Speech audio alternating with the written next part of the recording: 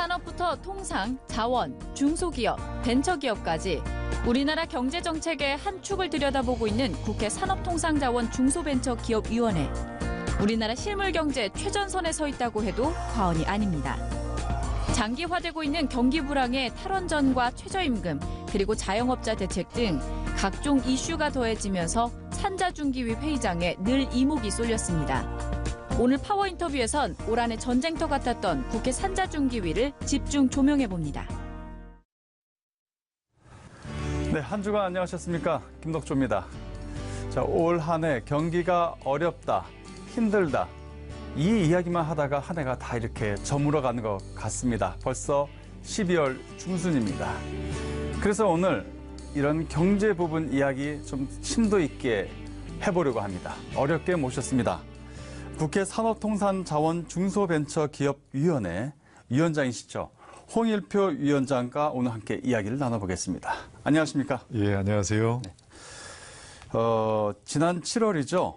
이제 7월에 이 위원장으로 선출이 이렇게 되셨습니다. 벌써 5개월 정도가 이렇게 지났는데요. 소회가 어떠십니까? 예, 뭐 이제 7월에 맡을 때만 해도 사실 이제 실물 경제 전체를 주관하는 상임위이기 때문에 이제 무거운 책임감과 많은 포부가 있었는데 네. 지금 한 5개월 지나면서 이렇게 돌이켜 보니까 과연 이제 우리가 뭐 그렇게 이런 실물 경제를 조금이라도 나아지게 하는데 무슨 기여를 했나 뭐 이런 좀 회의론이 좀 들어요. 네. 그 당시에도 뭐 우리 경제 지표가 많은 어려움, 빨간 지표, 뭐 성장률 둔화, 경기 침체, 고용률 악화, 실업률 증가 이런 것들이 이제 계속되고 있어서 우리 경제가 이래서는 안 된다. 이런 얘기들을 이제 국회의 본연의 사명이 정부를 견제하고 또 필요한 정책은 지원하고 이런 것인데 뭐 그런 점에서 이제 문제점을 열심히 지적하고 비판하고 했지만 5개월이 지난 지금의 경제 지표는 더 나빠졌거든요. 네. 그런 점에서 저희들이 그런 것을 막지 못했다. 어쨌든 결론적으로 볼 때 그런 점에서 좀 죄송스럽게 생각을 하고 또 정부에 대해서 아무리 이렇게 얘기해도 별 효과가 없었다. 이런 점에서 좀 반성을 하고 있습니다만 그러나 어쨌든 현 정부가 새로 부총리 임명하면서 네. 만일에 정책 방향을 조금씩 수정해 나간다면 그것은 또 우리가 나름대로 역할을 한 것이 계기가 됐을 수도 있다. 이제 이렇게 생각도 합니다. 네. 이제 오늘 우리 위원장님과 많은 이야기를 나눠봐야 할 텐데요. 가장 최근에 있었던 가장 중요한 게 바로 국감 아니었겠습니까? 예. 여러 가지 이슈가 참 많았어요. 뭐 탈원전도 있었고요. 뭐 최저임금 여러 가지 이슈가 있었는데 이 국감을 전체적으로 총평을 하신다고 하면은 한 몇 점 정도 이렇게 주실 수 있을 것 같습니까? 뭐 제가 볼 때는 이제 국감에서 많은 의원들이 여야를 가리지 않고 다들 열심히 했고 그래서 한 뭐 8.5는 될 것이다. 10점 만점에 8.5점. 10점 만점에. 하여간 아까 우리 이제 이 처음에 도입부에 네. 이 소개를 하면서 전쟁터 같았던 산업이 이렇게 말씀을 하셨는데 원래 산업위가 전쟁터는 아니고 예. 가장 평화로운 상임위 중에 하나입니다.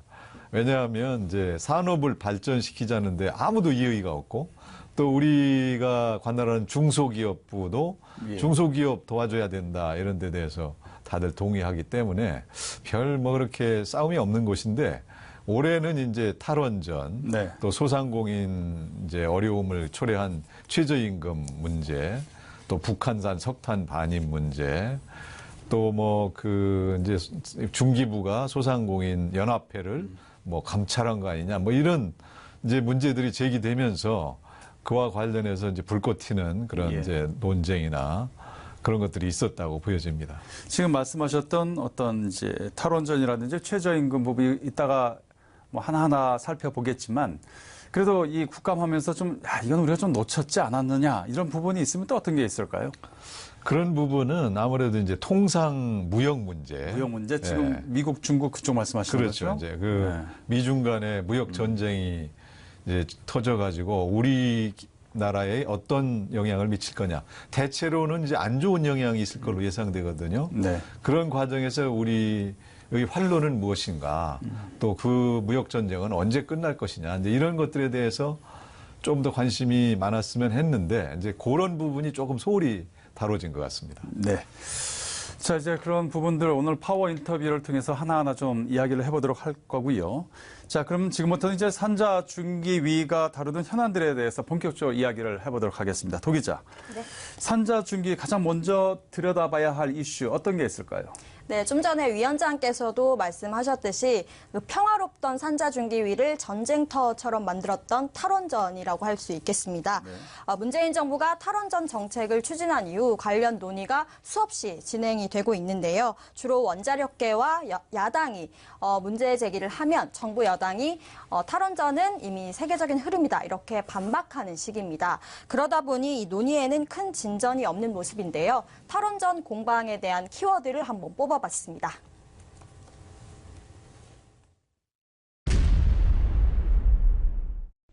가장 먼저 국내 원전 산업계 생태계가 무너지진 않을까 하는 우려입니다.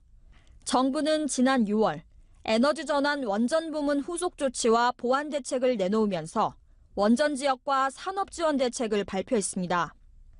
그리고 지난 11월엔 원전 기업 지원센터를 열면서 원전 중소, 협력업체에 대한 지원 방안을 본격적으로 논의하기 시작했습니다.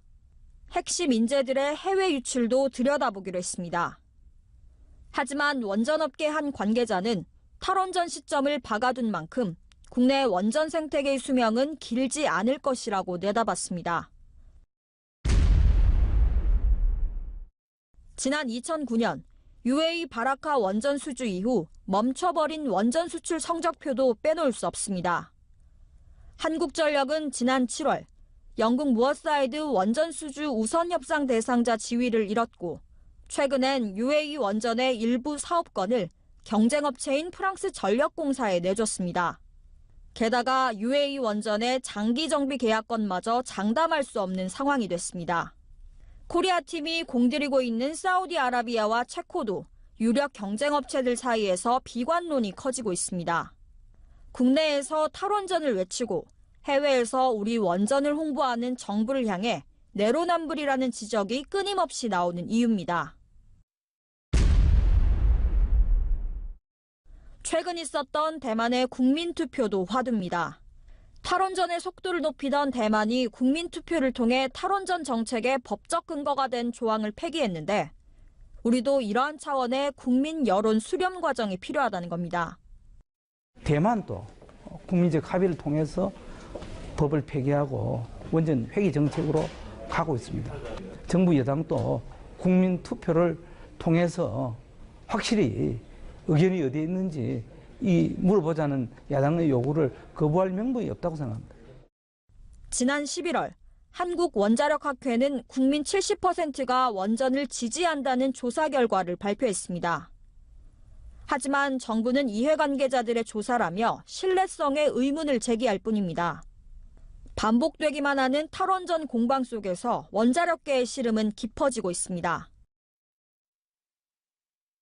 예, 우리 도 기자의 리포트를 봤는데요. 마지막 문장이 원자력계의 시름은 깊어지고 있다. 자, 위원장님. 오늘 제가 방송에 들어오기 전에 보도자료 하나 좀 받았습니다. 네. 예, 더불어민주당에서는 우리나라 국민 6명 중에 6명은 10명 중에 6명은 에너지 전환과 원자력 발전소 감축에 동의한다. 그러니까 지금 탈원전 그쪽에 또 어떤 반대된 내용들을 오늘 또 이렇게 발표를 했어요. 네. 예, 오원식 의원실에서 나왔는데요. 입장이 서로 너무 팽팽하게 이렇게 대치되고 있는 것 같습니다. 어떻게 보십니까? 그런 부분들은 이제 과학적으로 통합해서 어떤 조사를 통해서 과연 어느 쪽이 진실이냐 이런 걸 한번 확인해 볼 필요가 있고요. 네. 지금 사실은 신고리 5, 6호기를 할 거냐 말 거냐를 공론화 조사로 결정을 할 때 이제 이제 원전을 해야 된다는 의견이 훨씬 많았지 않았습니까? 이제 그 이후로 계속 탈원전의 문제점이 계속 부각되어 왔었기 때문에 지금은 그때의 그 수치보다 훨씬 더 높은 숫자가 탈원전 반대에 이제 아마 가세했을 것이다. 저는 그렇게 보고 있습니다. 그렇기 때문에 이제 그런 부분들에 대해서는 확실하게 한번 여론조사를 객관적인 기관에서 해볼 필요도 있다 이렇게 보여지고 이제 그런 것들에 대해서 너무 이제 한쪽 입장에서만 자꾸 이렇게 얘기를 하는 것은 지금 자꾸 혼란을 가중시킨다 이렇게 보여집니다. 그 세계적인 추세를 좀 살펴봐야 될 것 같은데요. 다른 나라들은 어떻게 하고 있는지 좀 우리가 봐야 될 것 같거든요. 네. 그 대만은 일단 국민투표로 드랍을 시키는 걸로 갔고요. 예. 그죠? 네. 그 뭐 독일과 스위스, 뭐 아니면 뭐 스웨덴 여러 나라들 형태를 좀 봐야 될 것 같은데. 예. 그래서 이제 그 탈원전이 거론되는 나라가 독일, 스위스, 스웨덴, 벨기에, 대만, 뭐 일본 이런 정도인데 이제 지금 대부분 그 돌아서고 있거든요. 그 독일하고 스위스만 이제 완전한 탈원전을 위해서 간다 이러고 있습니다. 네. 그렇지만 그런 나라들은 이제 나름대로의 어떤 정치적 배경이라든가 뭐 연정 과정에서 녹색당이 참여를 끌어들이다 보니까 탈원전 정책을 이제 하지 않을 수 없었다. 이제 이런 것들이 있었고 또 그 과정에서도 지금 뭐 여러 가지 부작용도 많이 나오고 이제 속도 조절도 필요하다 이런 얘기들이 나오는데 예. 뭐 스웨덴 같은 데는 뭐 기본적으로 10개의 원전을 상시 가동하고 있다. 현재 설계 수명이 다한 원전은 신규 원전으로 교체한다. 이런 정도고 벨기에의 경우도 7기 중 6기를 가동 중단했다가 블랙아웃이 우려돼서 2기를 재가동을 추진하고 있다. 이제 이렇게 되어 있죠. 그렇기 때문에 이제 일부 국가들에서 탈원전 흐름이 있기는 하지만 그거는 이제 전체적인 세계 전체적인 흐름이다. 이렇게 보기는 좀 어렵습니다. 그럼 이제 원전의 사업성, 경제성에 대해서 좀 이야기를 해봐야 될 것 같아요. 이걸 돌려 얘기하면은 이제 원전에 종사하시는 분들도 많을 것 같고요. 또 이제 우리 학생들도 있을 것 같고 또 하나는 이 원전 우리가 그동안에 하면서 가지고 있었던 이런 기술력을 팔아야 될 거 아니겠습니까? 수출. 예, 이런 문제들도 있어요. 근데 이런 부분들이 전체적으로 좀 어렵게 돌아가는 거 아니냐 이런 우려의 목소리도 있단 말이에요. 예. 여기서 어떻게 보십니까? 이거 당연히 이제 산업 생태계가 이제 붕괴될 우려가 있죠.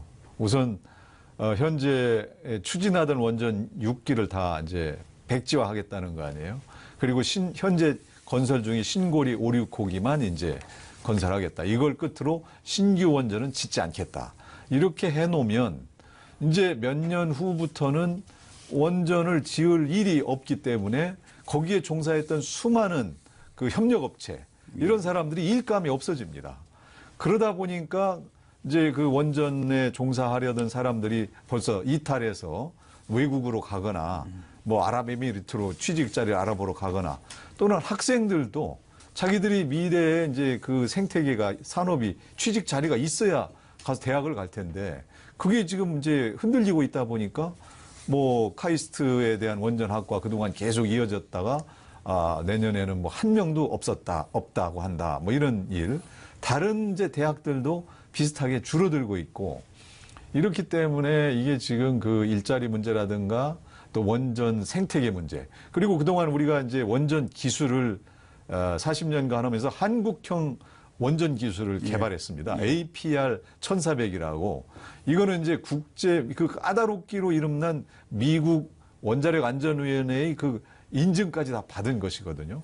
그 프랑스도 못한 것입니다, 이게. 그런 것까지 개발을 해놓고 우리가 앞으로 국제사회에서 한국형 원자로를 많이 수출할 수 있는 기회가 있는데 이제 이렇게 국내에서 더 이상 원전을 안 하면 이런 기술도 사장된다고밖에 볼 수가 없기 때문에 이제 원전 수출 길도 많이 막힐 것이다. 이렇게 예상을 하죠. 대통령께서는 그래도 원전 수출하기 위해서 세일즈를 좀 하고 계시지 않습니까?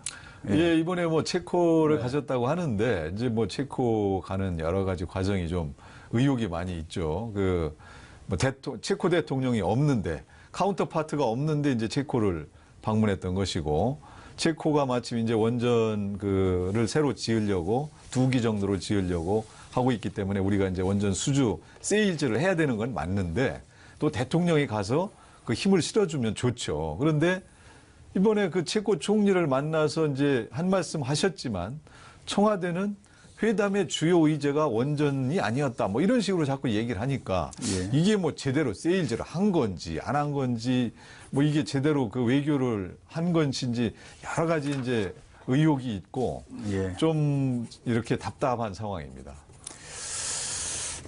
자, 이번에 진짜 주제를 좀 바꿔보겠습니다. 산업 얘기를 해보도록 하죠. 얘기 좀 돌리겠습니다. 지금 그동안 우리 경제 기둥이었다고 하는 반도체, 자동차, 여기마저도 흔들린다는 이야기가 계속해서 나오고 있습니다.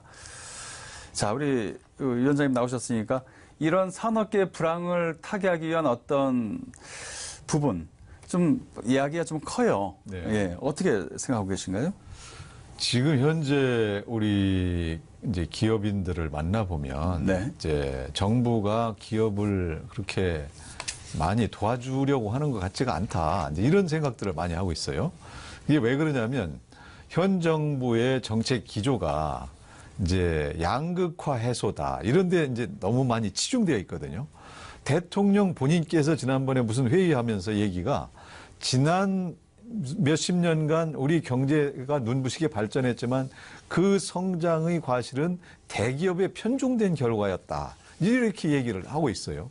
그러다 보니까 이제 대기업을 때리고 그것이 이제 중소기업으로 자연히 흘러 들어오질 못하고 있다. 서민들한테 낙수 효과가 없다 해서 그걸 이제 억지로 만들어 보려는 그런 움직임을 너무 이제 치중하다 보니까 기업들이 이제 길을 펴지를 못하고 있습니다, 현재.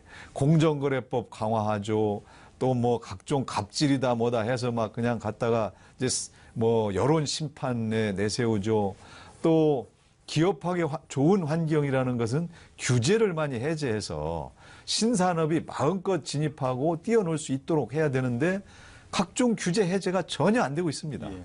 원격 의료, 의료를 산업화하자 이런 것들 여당의 강력한 입장에 막혀서 법 개정이 되질 않고 있어요. 서비스 발전 기본법 과거 박근혜 정부부터 열심히 하자고 했지만 전혀 시행이 안 되고 있습니다. 이러다 보니까 기업들로서는 이제 답답하다 이제 이런 생각들이 많고 그런 것들 거기다 또 이제 노동 개혁을 해야 됩니다. 우리나라의 노동 생산성이 대단히 낮은 수준에 있어서 이 글로벌 경쟁이 치열한 글로벌 무대에서 우리가 경쟁하기가 힘든 상황이 있어요. 현대차가 대표적인 사례죠. 그러다 보니까 이제 그런 것들이 이루어지지 않다 보니까 기업들이 아무래도 글로벌 무대에서 경쟁력이 뒤처지게 되는 것이고 또 특히 최근에 이제 최저임금 인상과 주 52시간 근로시간 단축을 한꺼번에 시행하다 보니까 기업들이 여기에 적응을 못하고 있습니다. 그래서 지금 이제 그렇잖아도 외부적으로 미중 무역 전쟁이니 뭐니 해서 어려움이 있는데 내부적으로도 지금 기업 경영에 많은 애로사항을 느끼고 있기 때문에 우리 산업이 점점 더 경제 지표가 악화되고 있다 이렇게 보여집니다. 지금 위원장님께서 말씀하셨던 그런 문제점들이 그런 하나하나 이제 그런 문제점을 해결해 나가게 될 경우에는 해결책이 나오지 않겠습니까? 그렇죠. 그러니까 네. 이제 네. 저는 이제 그걸 반대로 뒤집으면 해결책이 나온다 이렇게 생각이 되는데요. 도 기자. 네. 지금 이제 이 정부에서 내놓는 사안들 중에서 또 이 규제 쪽으로 해서 되게 좀 심각하게 파고드는 문제가 또 있죠. 그게 어떤 겁니까? 네, 그렇습니다. 정부가 대기업과 중소기업의 이익을 나누는 협력이익 공유제 법제화를 예고하면서 규제가 아니냐 이런 논란이 일고 있는데요. 관련해서 정리한 영상부터 보시겠습니다. 평등, 공정, 정의를 말해온 문재인 대통령은 이러한 차원에서 중소기업과 대기업 간 상생도 강조했습니다. 100대 국정과제에도 더불어 발전하는 대중소기업 상생 협력을 올렸습니다. 그리고 11월 초 정부는 협력이익 공유제를 본격적으로 추진하겠다고 발표했습니다. 협력이익 공유제란 한마디로 대기업과 협력 중소기업이 공동으로 노력해 만든 성과를 나누라는 건데요. 위탁기업 등의 재무적 이익을 협력사와 공유하도록 하고 이 제도를 적용하는 기업에 인센티브를 주면서 자발적인 참여를 독려하겠다는 게 정부의 구상입니다. 대기업과 중소기업의 반응은 극명하게 갈렸습니다. 먼저 중소기업계는 두 팔 벌려 환영하는 모습입니다. 중소기업 중앙회는 정부의 발표 직후 한쪽 분량의 논평을 냈는데요. 대중소기업 간 양극화 해소와 신산업 활성화 등에 대한 기대감을 드러냈습니다. 반면 대기업계는 부글부글하는 모습이었습니다. 대한상공회의소나 한국경영자총협회 등 대기업을 대변하는 경제단체는 공식 논평을 내진 않았지만 불만을 감추진 못했습니다. 손경식 경총회장은 최근 법무부 장관과의 간담회에서 협력이익 공유제를 비롯해 기업 부담을 가중시키는 법안 개정이 한꺼번에 추진되면서 기업의 미래에 대한 투자 의욕이 크게 저하된 상황이다, 이렇게 토로했습니다. 대기업과 중소기업들의 반응이 엇갈리면서 협력이익 공유제를 가리켜 상생 아닌 규제다, 사회주의식 발상이다 등의 비판적인 기사가 연일 쏟아지고 있습니다. 대기업과 중소기업의 상생을 목표로 추진 중인 협력이익 공유제가 자칫 대중소기업 간 또 다른 갈등이 되진 않을까 우려가 커지고 있습니다. 네, 정부는 12월 내에 협력이익 공유제 협약식을 진행하면서 대기업들의 참여를 독려한다, 이런 계획을 가지고 있는데요. 하지만 재계는 물론이고 국회에서도 시장 논리에 맞지 않는 행보가 아니냐, 이런 지적이 나오고 있습니다. 근데 아까 말씀하신 대로 중소기업을 살리면서 물론 그건 중요하지만 대기업을 지나치게 때리는 것 아니냐라는 지적이 나오는데, 정부의 이 같은 이제 중소기업에 쏠린 정책에 대한 국회 차원의 견제가 좀 미미한 거 아니냐라는 지적도 나오거든요. 예, 그 협력이익 공유제에 대해서 아직 이제 어떤 법이라든가 뭐 국회에 상정된 바는 없습니다.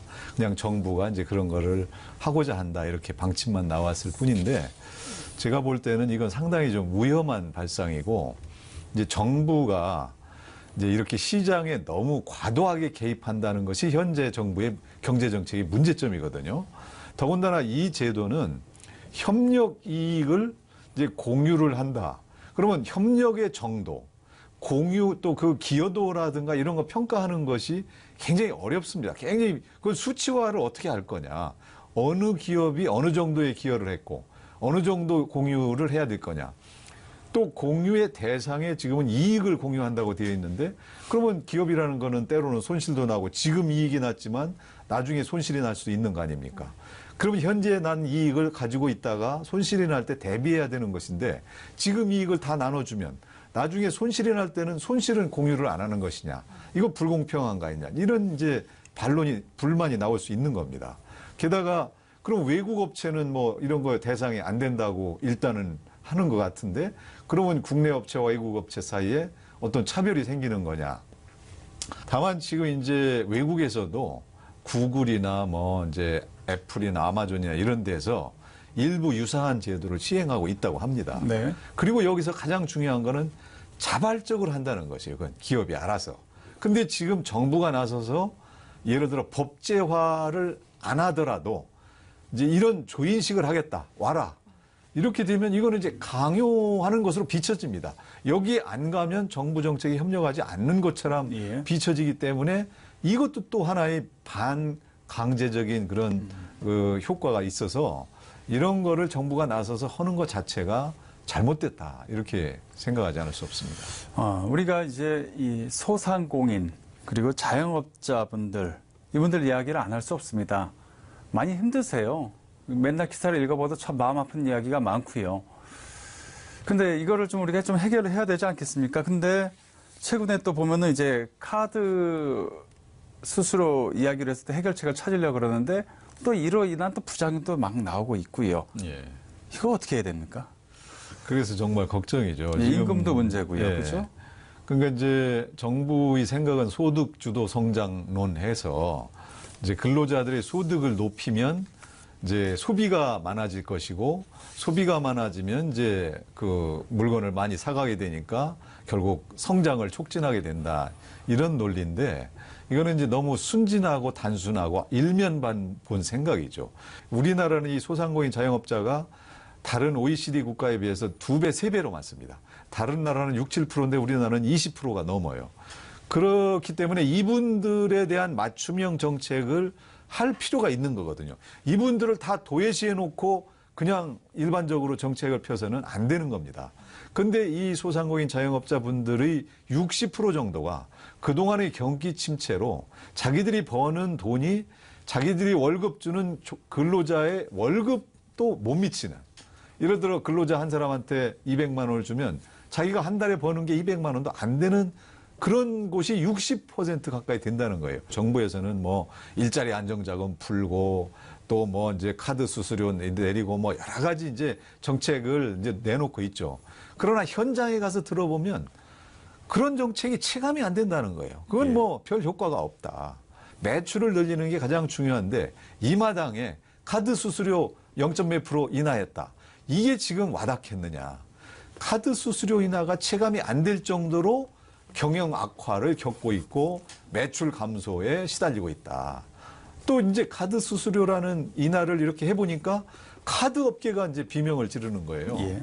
그 카드 회사 노조, 또 카드 회사가 그동안 시민들에게 제공했던 여러 가지 서비스, 또 카드 회사로 인해서 생업을 이어가던 설계사, 모집인 이런 분들이 다 지금 구조조정을 당할 그런 상황에 놓여 있기 때문에 이런 정책의 부작용도 또한 만만치 않다. 이런 상황에 놓여 있습니다. 알겠습니다. 위원장님, 우리 벌써 시간이 이렇게 다 됐습니다. 시간 참 짧죠? 아니, 할 얘기가 아직 많이 남았는데. 다음에 한 1시간 정도 저희들이 할애해서 예, 다시 한번 예. 모시도록 하고요. 예.